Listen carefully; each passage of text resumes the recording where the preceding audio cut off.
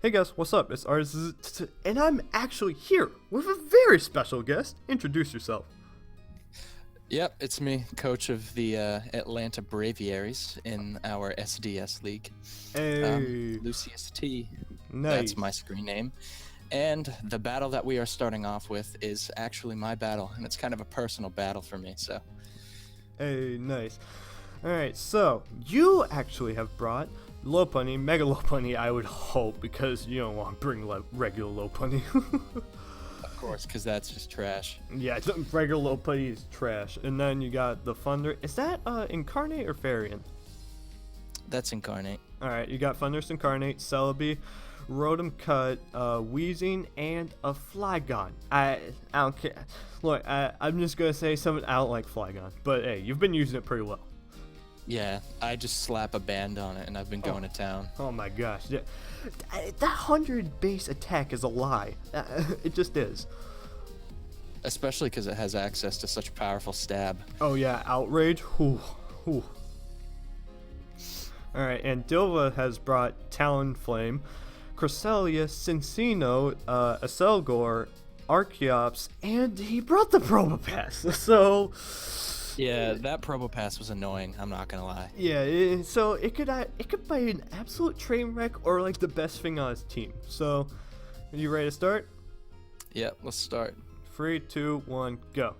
Alright, so he starts out with his Israel, the Probopass, as you lead off with John the Rotom. Why is it named John? Just want to know. John Deere, just like the lawnmowers. Ah, nice! So you're just going to go for the Volt Switch on the first turn, Yep. get out of there, and go That's my scout. Yeah, and go into the Fret. The Oni, the Flygon. I have a question, though. I do have a question. Do you have Defog on this or no? This was not my defogger. I did not bring my defogger this game. Alright, I was just wondering, because rocks are hard to deal with, tell you what. Yep, and that was a misplay right there by me. I went straight for the earthquake. Yeah, that was, you know, it's like one of those things where you don't want him to stay in, because if you go for U-turn, he stays in. It's just like, I could have killed Probopass. But Yeah, that was the temptation right there. It's the Probopass. yeah, so you're just gonna switch out to your Celebi, you know, eat up that Psychic.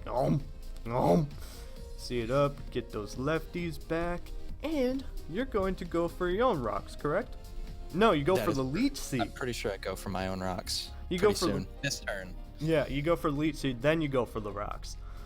Ah, got And it. this Pokemon right here is an absolute monster. Oh This- yeah, I'm scared of Celebi for our match. Jeez, it could put in work. Yeah. So And then what? here comes the Flinchino with the destruction. Oh, I do have a question though. I do have a question. You go Rotom Mo. Just wondering. You had a Wheezing. I'm just wondering. You know, I don't really know. I just really wanted to get off another Volt Switch, because look at the damage on that. Oh, yeah, Volt Switch does do a lot of damage. And Cincino does a lot of damage too. If it's rocking that, I'm really hoping that's banded, because that was way too much damage. Yeah, and then I swapped into here to get the cute charm off. Oh my before- gosh. You know what stinks is Attract isn't banned for some reason. I don't know why. Please don't ever bring it. What? I was just gonna say that I was really scared that Lopunny was gonna die there. Oh yeah, 50-50. That's exactly what Attract does. So you're just gonna go for that Drain Punch, get that 50-50 correct, and now he's going to bring out his skill, question mark, the Talonflame. And is something dying? No, nothing's dying, because you have a Wheezy, a wall.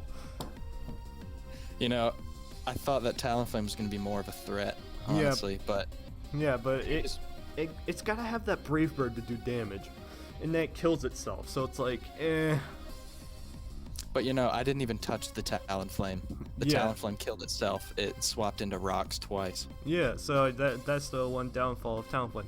Also, I'm just going to talk about how he switched out Talonflame as he has no defogger unless Archeops is his defogger. But hey, you know what? That's fine. Maybe he wanted as a sec, you know. Like, just sack it off to the Lopunny, the fret. Yeah, I'm actually trying to get the Lopunny to go through without dying as long as I can. Oh yeah, because Lopunny, it doesn't matter if it's at 100% or 2%, it can still do damage. Yeah, I want that thing to be the MVP for a little bit longer. Dethrone that hard body Reuniclus. Oh yeah, for sure. Lopunny is going to dethrone so many fronts. That thing is easily going to be top kills. Easily. Alright, so he's going to go into his Acelgor, and it's not looking like you have that good switching, but you do have a Thunderous, and, it's a Resistance. Yeah. And Resistance doesn't always mean you take it well, because 21% and he's not even Life Orb. That's a lot of damage. So you're just going to get off that T-Wave, because Acelgor, 140... That was the match right there, too. My bad. Just Thunder Wave in the Acelgor? No, the missing the Stone Edge on Oh the yeah, Archeops. missing the stun. I just want to say, I'm not blaming you, but I think going for Thunder Wave would have been better. Yeah. Just saying, because, you have that 25% chance to pair him, and then you have the 20% chance that he misses, so just a little bit of a misplay, but not huge, because Zeus pulls through, because, he's the dodging master. And I just want to talk about that. He sacks his Talonflame for no reason. I just want to talk about that. Saving your sacks is incredibly important in League and any battle. You gotta save your sacks. Especially when you have a threat like Lopunny. Yeah, I don't know why I didn't bring my Defogger. I don't know why he didn't bring his Defogger. That was just a misplay on both of our parts. Yeah. But and you also do the same thing as in going into John. Just make sure to save your sacks next time. Plus, in this league, I'm pretty sure differential matters, so you know that too. But never battle for differential, just try to win. So you're gonna go for that That has so much damage on Cresselia. That's a lot of damage on Cresselia. And you're gonna go out to your Celebi, and he's gonna get fully paralyzed, because that's what Thunder Wave does. That's just what it does. And now the Cresselia is just going to be the nuisance, because you have ways to take it down, but they're not the most quick. yeah, here he starts stalling with the Cresselia too. Yeah, you just want to skip a little and just go for the turn, since the rest of the game is just kind of Cresselia and killing things. Because that's just kind of the rest of the game, he goes into his Probopass. As you go for the Leaf Storm, into 30%, which... You'll take that. He has berry juice. I just want to talk about that. he has berry juice. I'm not sure if he had a level 1, considering he had Pain Split, he probably did have a level 1, frickin' whatever the unevolved form of this thing is. And that could have... Nose Pass? Yeah, that's Probopass's pre-evolution. Yeah, so I mean, the level 1 Nose Pass, it could have been good, but... It's a Nose Pass, so you kind of just status it or leech seed it, and it's kind of dead. Because it can't get that straight berry juice off.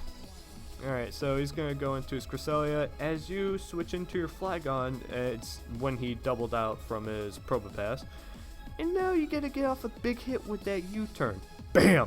39%. That is some good damage. You gotta have U-turn on Flygon. Oh, you gotta have U-turn on Flygon. Man, oh man, you have to have If you don't have U-turn on Flygon, you're running it wrong. You just are. That's just... You gotta have U-turn. That momentum. That momentum. Alright, so then we're gonna get back to some Cresselia wars. But he's actually going to switch out back into his Probopass as... Do you go for the Leaf Storm? No, you go for the Leech Seed. Yeah, you go for the Leech Seed. And at this point, I think it's just kind of confirmed that this is kind of your game. But, he can make him in same place, have him in same threat. You miss Leaf Storm, which is unfortunate. you do miss Leaf Storm, but he does explode, so... I eat up the explosion, too. Yeah, look at Eat it that. up. 32%. Yeah, eat it up, man. Eat it up. And now, what is he going? He's going to go into his Paralyzed Acelgor, and... That ain't a threat. You can just switch out, because at this point, the only real way of taking on Cresselia is paralyzing it, and slamming it with Flygon, as he does get fully paralyzed, but hey, Thunder Wave is the best move in the game, so yeah. Other than Scald. Oh yeah, Scald, Thunder Wave. These moves. Oh man, Pokemon is not skill. Not at all. Not in the slightest. Now we're just going to get into some last few turns with Cresselia just surviving on such few HP and getting that Moonlight off and then eventually getting fully paralyzed because Flygon is the man. Flygon is the man. Actually, Flygon is the woman. I am sorry, Oni. I'm sorry for... That's a woman. Yeah, I'm sorry for judging your gender. I am Just 'cause sorry. he's shiny. Yeah, just because he's shiny. Hey. Alright, so he's going to go for the Dragon Claw there. And Para? Hey, that's the game. Alright. Yep. Game here. Yep, that's the game. He's going to go for Protect. Just try to go for a double Protect. You know, maybe stall out the Dragon Claws. Have you ever seen a triple Protect? Yes. You have? I was battling at randoms with Dilva, actually. Nice. I've never seen a You got a triple protect off. Oh, gee. I've never seen a triple protect. It's highly unlikely you get double protect. Now, we're going to go on to the next game of me, up against Gino, if you have that battle loaded. Yeah, this was the battle that I was looking forward to watching this week. Oh yeah, I'll tell you what. I'll just go over just a little bit of my sets. We got a Scarf Primeape, Scarf Rotom, Physically Defensive Mew, because that's the only thing I have for all his physical threats. Literally, Excadrill and Mega Aerodactyl, they could run for my team. I needed Mew to be physically defensive. Then we got a really cool Entei set, and a Dragouge, and then Manphy, because Manphy is amazing. And What is this set on this Entei? On the Entei, I don't want to reveal it in case I bring it next time, but I'm gonna. Yeah. It was actually a substitute Sacred Fire, Stone Edge, Natural Gift Lychee Berry because I figured his switch into Entei would be Gastrodon. So I was like, oh, I could bring Lychee Berry and kill it. Which one's the Leche Berry again? It's the grass type one. Oh, that's right, Natural Gift. Yeah, with the Natural Gift, I was really looking forward to it, but he doesn't even bring it. So the set is kind of, ruined, but it's fine with it. But he brought the Shedinja, which I'm really mad about, because I was not expecting Shedinja. But luckily, last second, I did change Primeape to have Stone Edge instead of Earthquake, just to hit it, so I have one more thing to hit it. So, yeah, let's get into it. You killed it with burn damage, though, right? Yeah, I did kill it with burn damage in the end, but we gotta hide that. So I'm gonna lead off with my John. So we got two Johns, and he reads off his Reuniclus, and that is not damage. I'm sorry, but that is not damage on a Reuniclus. The Reuniclus is amazing, but what I do know is that this thing is such a huge threat. If it gets too many Calm Minds up, it can just sweep my team. It just straight up can. And I knew That's what happened last week. Yeah, exactly. I was so afraid of it after that week that I brought this set specifically just to weaken Reuniclus. Not as much to kill it, just to weaken it. Because I brought Hydration, Rain Dance, Rest, Scald, Tail Glow. I just, in case, he had a weird set and it didn't do like half, so I could Rain Dance, Rest, and get my HP back, Tail Glow again. But unfortunately, that does 53%. So, just gonna go for the Scald and really weaken it. Bam, 73%. 73 is a lot. Oh, especially to a +1 Reuniclus. Oh yeah, this is why I drafted Manafizzle. That's the reason why. Unfortunately, it could have won, but hey, it's fine. It was walled by Shedinja anyways, so I'm fine with that. Now I'm going to go out in the John to keep up momentum with the U-turn because, yeah, he can switch in Skarmory, but, I keep up the momentum and I can go into... Actually, I don't go into Entei because the rain is up. Unfortunately, the rain was up, so I couldn't go into Entei. But what do I go into? I don't know. Oh, I go into Adaptable. Yeah, I go into Adaptable. And I go for the Skull in the first turn because it's Rain Boost, and that does 55%. So that's a lot of damage. I'm like, alright, Skull's probably not going to kill, but I don't want him going out to Excadrill, but that's a risk I can take. So I just go for the Thunderbolt, and I kill the Skarmory very early, which is beautiful. Leaves Primeape a lot better. Yeah. You don't want that thing to set up all of its... all of its hazards? Yeah, and just get away mine if I ever do set him up. Now he makes a double. He goes from his Excadrill out into Shedinja thinking that my Mew may not be able to hit Shedinja, or like just to see what my switch-in was. However, what I do have is a move called Will-O-Wisp, and thankfully, it doesn't miss either time. Thankfully. But the yeah. Lumberry. Oh, that Lumberry though. Yeah, he goes for a Sword Dance. I was afraid of Shadow Force, but I was faster, so I was like, yo, he's probably not gonna go for Shadow Force. So, and I calced it. I knew I could take 2 Shadow Sneaks, so I'm just gonna go for the default because, you know, Entei doesn't like those Stealth Rocks. It would hurt him a lot. So, and now I don't even need to risk the Will-O-Wisp missing because he got the evasion lower because of default. So, yeah, Will-O-Wisp is gonna hit, and down goes Shedinja, which was surprisingly one of the biggest threats when I came into this battle. Surprisingly. I can never really view Shedinja as a threat unless it's holding a sash. Oh yeah, Shedinja is one of those Pokemon that's hard to use, but if you use it well, it can be used. Also Ditto, he goes for U-turn, and I live it. Oh, I think he got a max roll on that, but I still live it, so I am very happy. I can just get off my roost, and he has Regenerator on this Reuniclus. Are you kidding me? I completely forgot that this thing got Regenerator too. Yeah, I was thinking, oh, he probably has Magic Guard since he's Calm Mind. No, he had Regenerator, so I'm like, okay, so this thing is automatically a threat again. Yeah, that was a genius play too. Yeah, so he's automatically a threat again, so I'm just gonna burn him because I need that chip. Knowing that he's not Magic Guard, that damage is gonna rack up. And now I'm just going to go for the U-turn, and I actually get a crit, which I don't think it really mattered. It might have affected the plays, but I don't really think it mattered. But now I can just go out into Game Boy. Shouts to Game Boy Luke, by the way. I can just go out to Game Boy and click Hex, because that was another thing I brought in case Manaphy backfired, was Hex on Rotom, regular Rotom, because I didn't think Shadow Ball would be good, and I figured I'd eventually be burning Reuniclus in case it switched into Mew a lot. So yeah, now he's gonna go out into his bulk. What were you saying? I think that last play was a misplay on him. He shouldn't have Calm Minded, and he should have swapped out. Yeah, he should have. Yeah, I think he should have recovered, but hey, we all do make mistakes. Now he sets up the light screen. Jeez. Okay.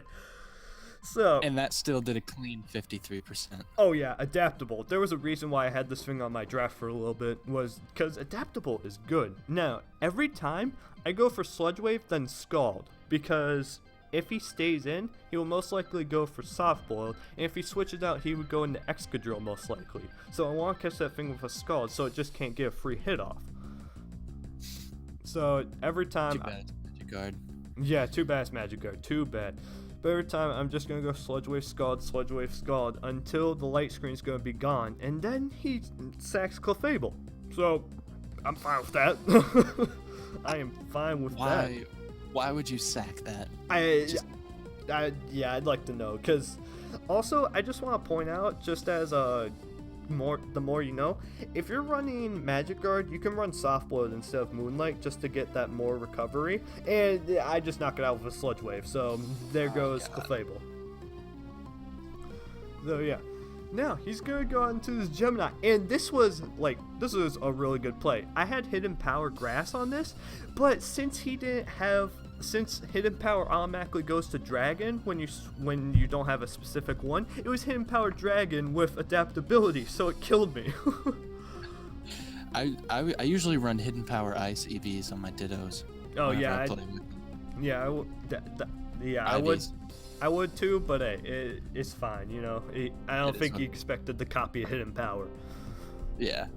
Good. So he has Facade, so that was actually pretty threatening. But luckily, he must have a misgen or something. He didn't have Mold Breaker. However, when I saw it didn't have Mold Breaker, my mind went so many places. I was thinking, is he Sword Stance Sandstorm? What is this set? Yeah, that's probably the best set too. If you can set it up with a Hippowdon or something. Oh my gosh, Samrush Excadrill. I'll be honest, I don't like it, but it can do damage. I will never underestimate Samrush Excadrill. Like, if you slap a band on it, Adamant, it 2-hit KOs Mew easily. like max physically defensive, max HP, it just 2-hit KOs it easily. But now I can just clean up the game with a couple hexes. But actually, I don't want to risk the speed tie with Rotom because, you know, things could get a little dicey if Rotom dies, and I just want the extra security that I win. Because, you know, if he Sandstorm, I want to have enough sacks to stall out those turns. Oh, yeah. Yeah, so I'm going to kill it with a Sacred Fire, and he's going to bring out Excadrill, and I'm pretty sure the legend that Sacred is lives on like 1%. Yep, he lives on 1%. Sacred, yeah, and the Lychee Berry activates. But Sacred picking up the kills, which is something I like to see. Entei is easily going to be like in top kills, easily. And that was a great game. Yeah, that was a good game. At that Reuniclus, oh my... Never sleep on Reuniclus. To anybody out there in this league, never sleep on Reuniclus, because it can just sweep teams. Straight up As you saw in week 1. Yeah. Like, I went through so many sets on Mew. I was like, should I run Haze, Will-O-Wisp, no attack? Should I run Volt Switch to get out of there up against Aerodactyl? Like, it was an ordeal figuring out the Mew set. Now, the next battle with Smit Dogtrill and Ingu 14. Alright, so you ready? Yeah, I'm ready. Alright, let's start this off. Now, he's going to start off with Zoro, the Cypher. Also, he brought Cypher, so, you know. That was a strange play on his part. Yeah, you know, but hey, it ended up to put in work. And now he's going to go for the U-turn on the first turn and put in that damage. 33%? That is good damage. And he's going to end up going out to Jack, the Kangaskhan, as, what's his Seismitoad goes for knockoff. As, you know, I forgot Seismitoad's name. Uh-oh. Now he's going to go for Fake Out. Just get That is a what? weird set for Kangaskhan, an Assault Vest. Oh, yeah, that, you know, it ended up to work. Yeah, Not I mean, really, because it just knocked right off in the first turn. Oh yeah, true. But I mean, you know, it does end up killing Seismitoad, so that's what matters. Yeah, maybe he was thinking, oh, my only switching to Jolteon is Jack, but unfortunately I'm no longer switching, so I gotta make an offensive play in the Nidoking. Now, I'm not sure if Dave was running rocks on his Seismitoad, but I just want to say, if you have the chance to get up rocks and you do not see a really good defogger, set up rocks. Like, I just want to say that to everyone, set up the rocks, because that 12%, 6%, 25%, 50% on all Pokemon when they come in, you make doubles and you force so many switches, those rocks will come in handy. Just saying. But I haven't brought rocks like the past couple weeks. But hey, that's just me. Now he's going to go for the U-turn when Jirachi comes in. And the Starmie's going to go for Scald. Doesn't get the burn, but you know, it's Scald. So you expect the burn if it does. 30%. Yeah, it's a 30%. So it's like, if it burns, it's like, oh, that makes sense. If it doesn't, it's like, that makes sense. Now, I just want to say, Zoro went for knockoff, which I do not agree at all. The better play was U-turn, keeping up the momentum. Yep. Also, wait, what? I don't know. I just said but. Oh, yeah. I don't understand. I get, like, weakness policy, rock polish is cool, but, you know, it could have swept. I mean, his team is pretty weak, but Mega Man Champ does kind of have a move called Bullet Punch. Also, he's running nothing to hit Nidoking, so, you know, it didn't really work. Also, I just want to say, you should be running Sludge Wave if you're running Sheer Force Life Orb, because it does get a little bit more of a boost, and that 30% doesn't matter because of Sheer Force. Just saying. Now he's going to go out into his Starmie, and he gets the Scald, and does burn, but you know, it's Scald, so it's like kind of expected, and the Oracle does go down, as does the Nidoking. And now, this game is looking very in favor of Ingu 14. It's looking very in favor, especially because from the looks of it, he has a Scarf Jirachi, and you know what Jirachi does. You know exactly what Jirachi does. Oh, yeah. Yeah, as he does actually bring it out. So this is like the freest U-turn of my life. This is the freest U-turn of his life. Free momentum. As he does go out into his King Shark. And, oh no, he goes for Iron Head. Of course. Yeah, well, yeah, true. True, you know, you can't, let's be honest, you can't complain with clicking Iron Head. A 60% chance to flinch. Come on. 60%. Oh my gosh. I had one. He does go out into his Voltiac, and he doesn't want to risk, Scarf, Thunderbolt, Para, because that could be bad. And he goes for the Shell Ball. And look at Dragonite eating that up like it's nothing. Look at that. Is Dragonite more physically or specially defensive? I can't. I'm not sure, but all I know is that Dragonite has the multi-scale, and that thing bulks it up very well. And he see that. Yeah, and he goes for Earthquake. That I know that Dave said like great play. That wasn't really a play. That was more just clicking the move that was overall better. That was just all that was. Now he's gonna go back out into his Jolteon, and he does have the Hidden Power Ice. However, I think it's time, ladies and gentlemen. I think it's time that Jirachi does what it does best. Or is it time for Mega Magic? No, it's time I'd rather see Jirachi. Yeah, I'd rather see Jirachi. I rather would. No, he goes Jack, and he doesn't go for Fake Out, but I get that play. He was trying to force out Weavile so that it was forced to take an Iron Head, or if he switched out Jolteon, took one more Iron Head, so it's one less flinch you need to get. Because, 60% chance, it's very in your favor, but, you could not get it. It's one of those things where when you break through, you're like, yes, and if you don't break through, you're like, well, it's Jirachi, so. That's like breaking through a paralysis. It's like breaking through a paralysis that's twice as hard to get through. Like, I don't know, 25% seems like not enough. That 25%, that's 25% chance to break through. That's 75% the chance to get parried, and that's 99% chance to get flinched. Let's be honest. Those are the actual odds on it. And Jirachi is just gonna do what it does best and get him a nice Frio. And the Jirachi flinching, in the grand scheme of things, it probably didn't matter, but hey, that just gets Jirachi some more kills. That's all that matters. And it makes a difference. What? So great game. Yeah.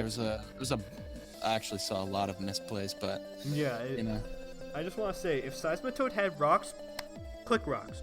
It might have been an Assault Vest, Seismitoad, but just click rocks. When his only potential defogger is a Cypher, the thing that's 4 times weak to rocks, I think it'd be a good idea to hit rocks. Then force it out. Yeah, and then force it out, and if he doesn't have the odd EVs, then he's 2-hit KO by the rocks. So, yeah. Now we go on to the final match between the LA Kingdras and Zerulf the 12th. Now, he has Victini. I love Victini. He has Victini. That's all you really need to know. He has Victini. And look, the unfortunate thing is, Zerulf has a Barbaracle and a Garchomp. So, he has 2 of the switch-ins, and Charizard kind of switching, but, it's a regular Charizard. Yeah. So yeah, I helped him team build this a little bit, gave him some tips. I advised to bring as much as you can against that Victini. Oh yeah, Victini. The only counters to Victini are faster things. Like, it's really hard to prep for Victini. It just is. Especially, hint, hint, if he predicts the Wild Charge. Hint, hint. Like, it's hard to prep against Victini. But yeah, so let's just hop right into the battle. He leads off of his Barbaracle, and sorry, I had it on fast. The LA Kingdras lead off of Oopsie. No, not wanting to risk, yeah, Barbaracle's setting up because you know what Barbaracle does, it sweeps. He just goes straight out into his counter, as he does set up turn 1. I'll tell you what, I love setting up turn 1. I'll tell you what, that is some fun stuff, setting up turn 1. However, it's not going to work out in his favor, unfortunately, because, got the Dragon Tail Meloke, but does miss on the Rotom. So, and this game, Rotom was a huge threat because Donphan predict the Blizzard, bam. Or Milotic predict the Volt Switch, bam. But he does just go for the Thunderbolt as the Umbreon, the safest switch, comes in. And Umbreon is just going to prove, how it's just a wall. However, we do have one of the counters in Sylveon. The super effective Hyper Voice and Fairy type that does a lot of damage. Yeah. I was screaming at the screen saying go for Heal Bell because he's going to swap out. Oh yeah. There's no way that he's going to stay in. Yeah, there's no way.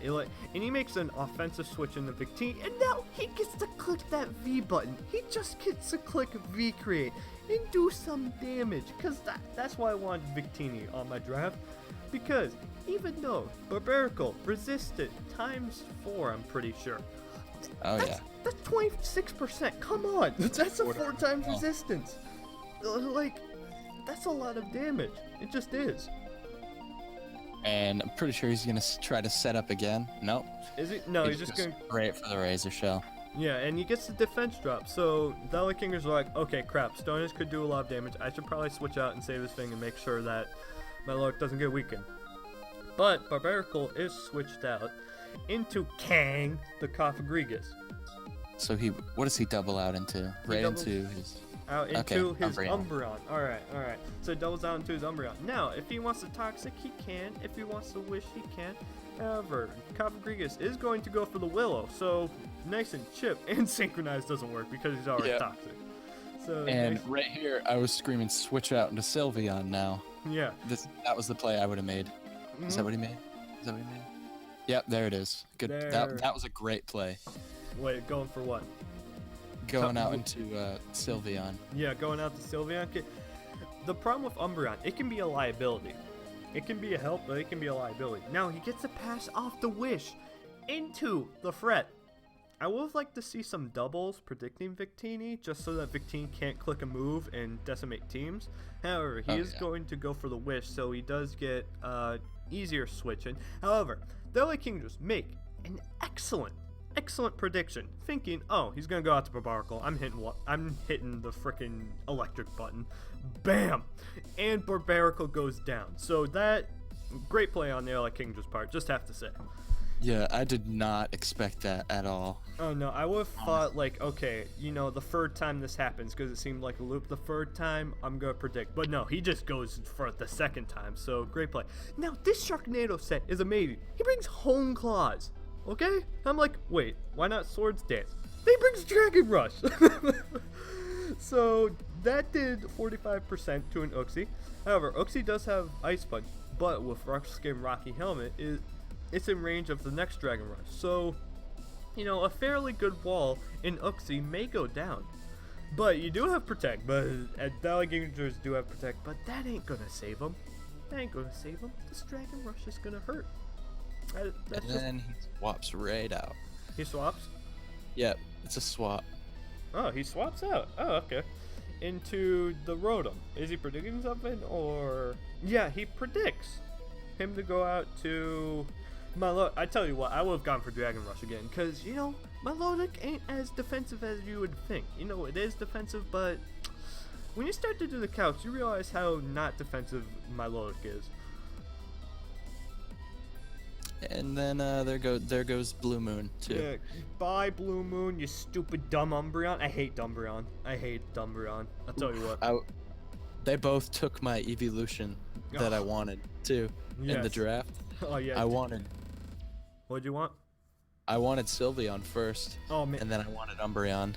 Yeah, I wanted Sylveon too, but I ended up going with Fortress because I felt it was better for the team, and I think it might have gotten picked before me. But I got Aromatisse, which is not a good fairy. Well, I picked up Slurpuff this week, so that should be interesting. Hey, unfortunately, you dropped Crawdon, which I love Crawdon, I'll tell you what. But you do have a Lavoar type, so, it might be better for you. But he's going to go for Skull. He has Nasty Block off Grigus. Okay.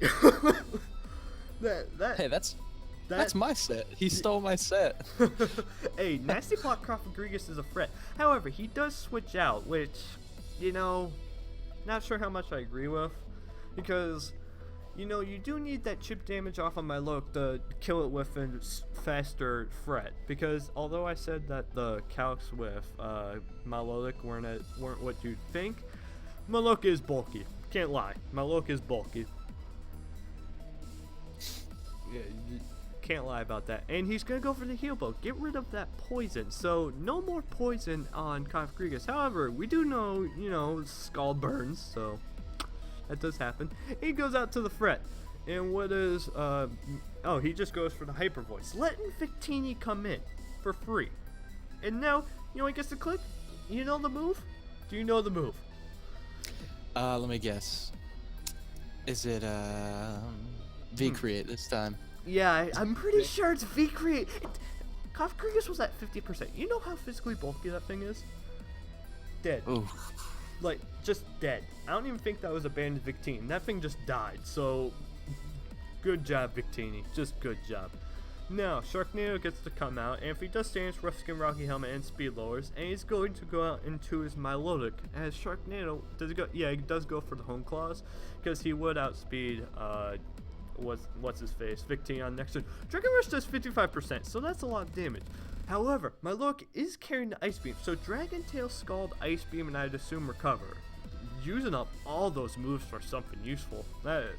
Tell you what, that's useful of your move slots. And now, unfortunately, he goes out to Umbreon, which I'm not quite sure about. However, the LA King does see this as a perfect opportunity to go into the Fret, the Victini. And they get There's always a perfect opportunity to go into that. Oh yeah, there's always a perfect one. Especially, he has Thundurus, and he has Uxie. He has the forced out Volt Switches from Thundurus, and he has the slow U-turn from Uxie to get in Victini. So that's just a scary team build. Yeah, that play right there from the Sylveon swapping out into either Rotom or Charizard, there was no correct play because he was carrying V-Create and Bolt Strike. So it was a 50-50. It was like, oh, do I go Rotom on the V-Create? Do I go Rotom on the Bolt Strike? Do I go Charizard on the V-Create? Do I go Charizard on the Bolt Strike? It's a big 50-50. But Zeroth makes a bad 50-50, and LA King just makes the good 50-50. You know, you can't really blame him. It's a 50-50. Yep. There's no right or wrong play in that. And now he's going to go out into the Donphan. And now, the LA King are just going to pull an MV on us all and go for the Rock Polish. Is that a weakness policy set? It might be. I'm not sure if it's a weakness policy, but what I do know is that Rock Polish from a Donphan that KO'd Sylveon at 74%. I want to talk about it. That did 74% to a Sylveon. That's a lot of damage. Yeah.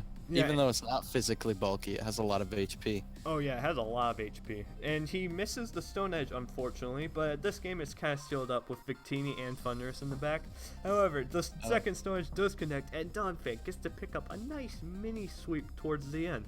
And that is going to be a 4-0 good game. Now, I'm just going to show the standings, because I like to.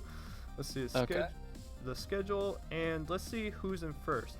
We're tied for first. Nice. Yep, it's a 3-way tie for first at a +8 differential. Oh, geez, that'll change very soon. One of us will go 2-1, one of us will go 3-0. So you're in first with +18. No, not 18. +8 differential, 2-0. I'm in second with a +8 differential, 2-0. The Kingdras have a 2-0 +8.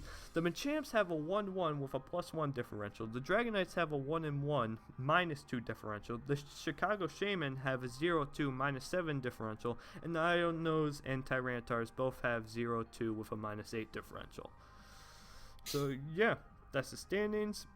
And with that, alright, well, that's the weekly recap. I'll see you in the next video. Bye.